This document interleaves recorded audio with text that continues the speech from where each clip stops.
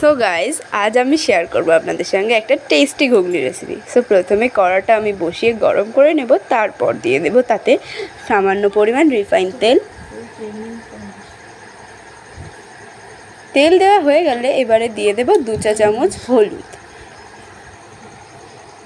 হলুদটা দিয়ে এবার ভালো করে আমি নেড়ে নেব, তেলটা গরম করব হলুদের সাথে। তারপর ছেড়ে দেব পনিরটাকে হালকা একটু ফ্রাই করে নেব।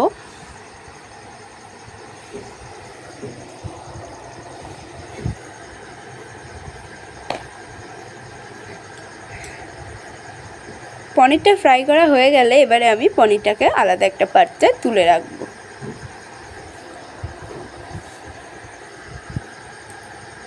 তারপরে দিয়ে দেব কিছুটা পরিমাণ চিনি এবং জিরে ফোড়ন। তারপর দিয়ে দেব শুকনো লঙ্কা ফোড়ন দিয়ে ওটাকে ভালো করে একটু নেড়েচেড়ে গরম করে নিতে হবে। তারপর দিয়ে দিচ্ছি পেঁয়াজ কুচি, যেটাকে আমি একটু ভালো করে ওটাকেও ফ্রাই করে নেব।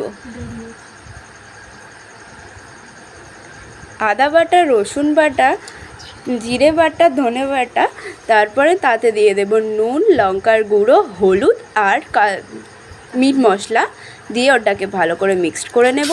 নিয়ে পেঁয়াজটা ভাজা হয়ে গেলে আমি তাতে আলু ছেড়ে দেব। দিয়ে এবার আলুটাকে ভালো করে কড়াইতে নেড়ে নেব। নিয়ে আমি 1 চা চামচ হলুদ দিয়ে দিচ্ছি এখানে। তারপর দিয়ে দিচ্ছি ওই একটু ফ্রাই করে নেব।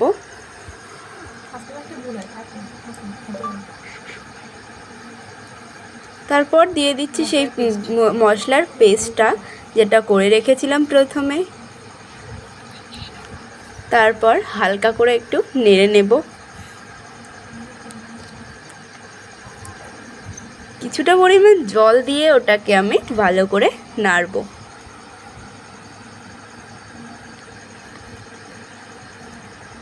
তো কষা হয়ে গেছে, আবারও কিছুটা পরিমাণ আমি জল দিয়ে দেব।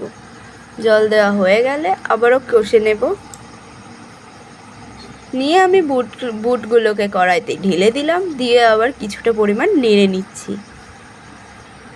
নাড়া হয়ে গেলে আবার কিছুটা পরিমাণ জল আমি এতে অ্যাড করব। তারপর দিয়ে দিচ্ছি আমি ওতে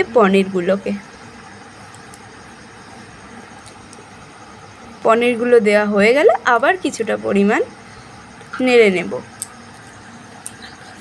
আবার জল দিয়ে দিচ্ছি কিছুটা পরিমাণ। তারপর ফুটতে শুরু করলো।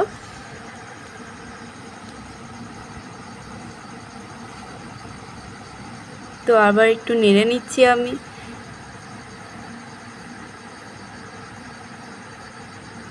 তারপর এতে দিয়ে দেব কিছুটা পরিমাণ কস্তুরি মেথি পাতা। তারপরে দিয়ে দিচ্ছি গরম মশলার পেস্ট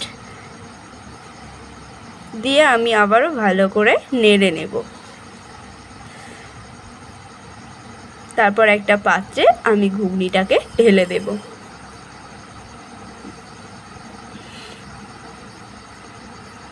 ঢালা হয়ে গেলে তারপর আমি আবার একটু কস্তুরি মেথি পাতা দিয়ে দেব ওটাতে।